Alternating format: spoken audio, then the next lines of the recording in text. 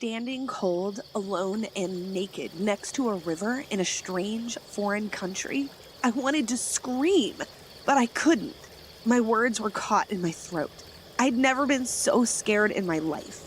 It was then that I realized everything was going wrong, and I began to regret ever coming here in the first place. How was I going to get out of this strange place alive? You see, earlier that year, I was browsing Facebook, and I found that a voluntary organization that was announcing a trip to go and help some people who were less fortunate than me. It was in Africa. I'd always wanted to help people. So without a second thought, I signed up. This is my chance, I thought to myself. A few days later, I found out I was accepted. We were traveling to provide assistance to one of the forgotten African tribes that lived in the jungle. We had been told that the tribe didn't have vehicles, electricity, or even phones. Can you imagine how my life would be like without a phone for a whole week? It was madness.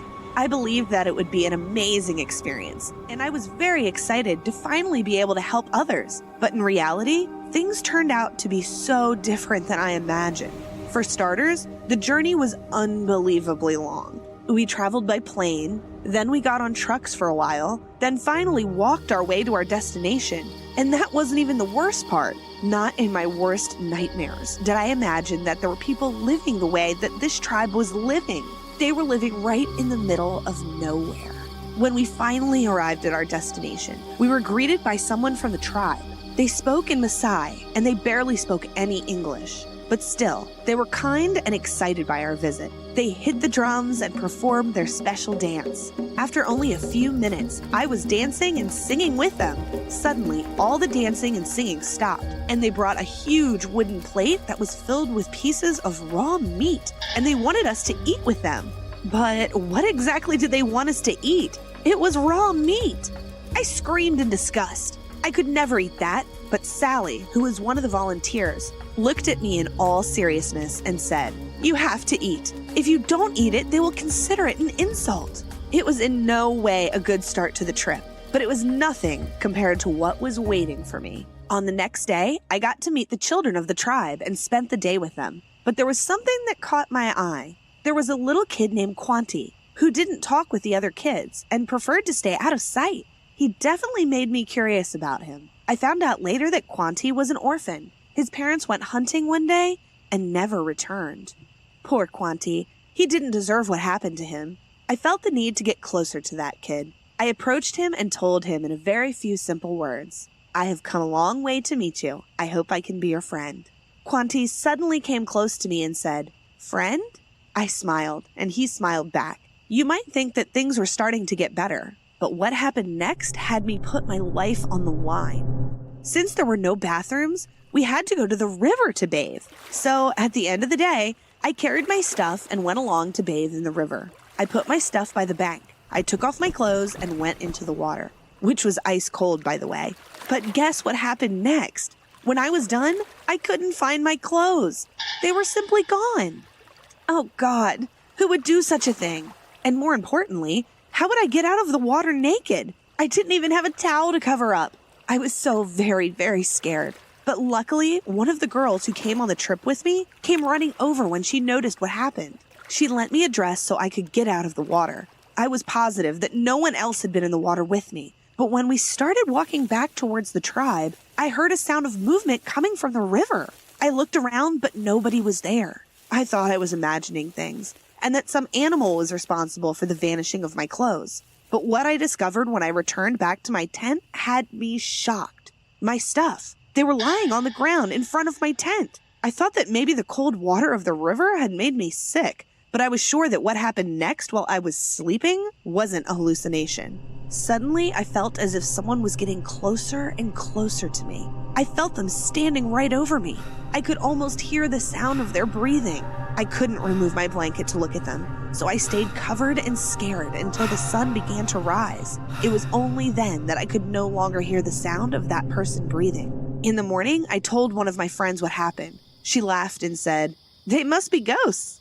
But I didn't believe her at all. Still, I didn't want to look strange, so I responded, "That's probably right.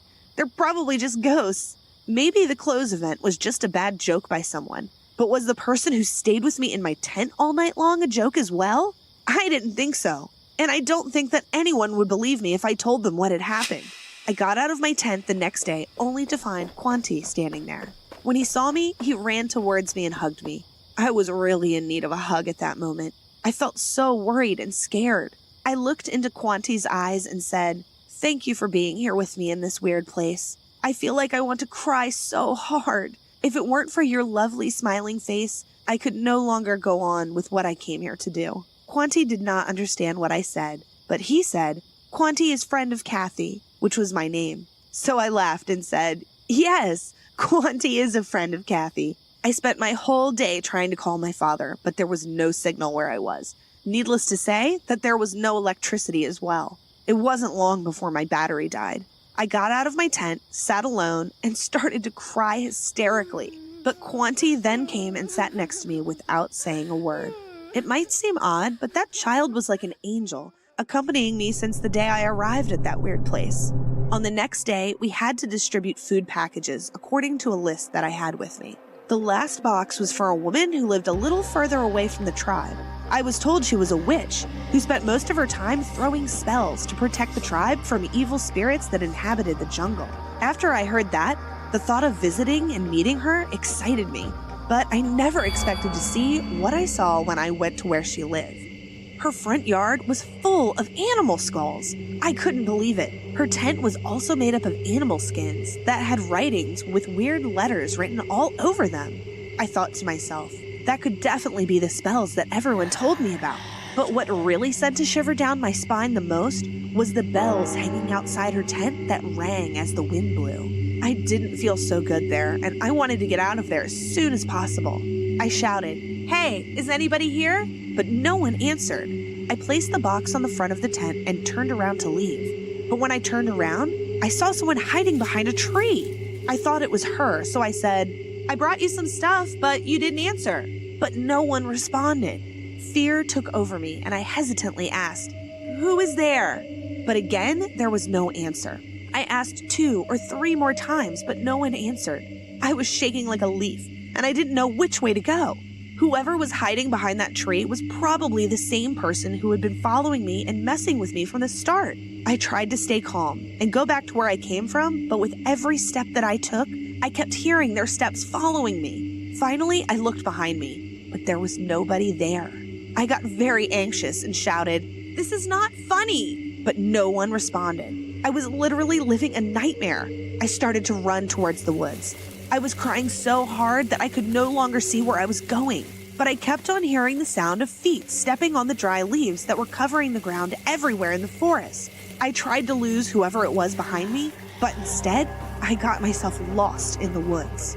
Due to the bad luck that followed me since I arrived here, my feet slipped and I fell into a very deep hole in the ground. The fall hurt like hell, and to make things even worse, piles of dust slid over me.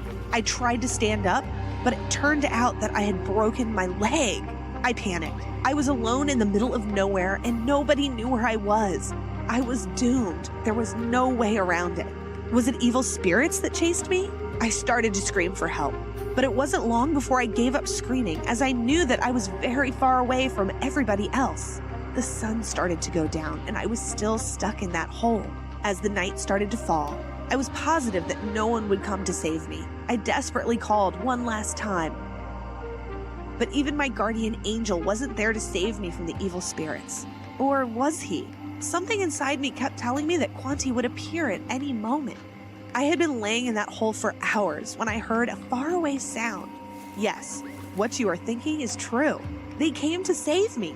But how did they know where I was? One of the tribe's strongest men came down to where I was and tied me with many ropes so they could pull me up. When they returned me to where the tribe lived, I started looking at all the faces around me, but Quanti wasn't there.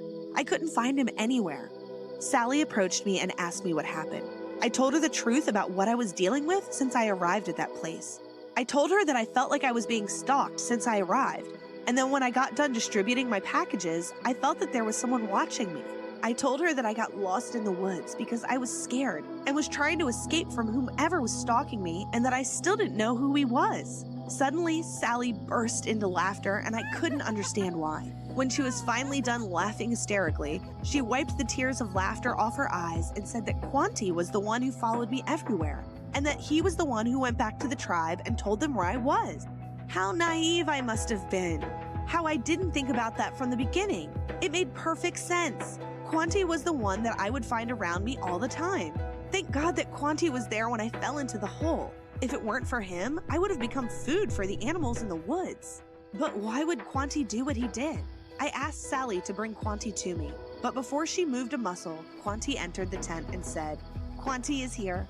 He must still have been stalking me even then." I asked him why he was acting that way, so he mumbled a sentence that we barely understood. Katie, friend of Quanti. Quanti, friend of Katie. Quanti, protect. Now I understood it all. Quanti was trying to protect me all this time. I was the first person to show him any kindness since his parents died. He didn't want anything bad to happen to me either. I hugged him tightly and cried. What a poor, sweet child. I vowed right then and there that I would never leave him alone again. Months passed until I made a full recovery, and Sally had returned by then. In the meantime, while I rested my leg, I managed to find a loving family that could adopt Quanti. I connected that family with the voluntary organization, and now, after all the necessary procedures have been completed, Quanti is living right here in America with that family. In fact, he is only 2 towns over. What do you think about my story? Please like and subscribe for more tales like mine.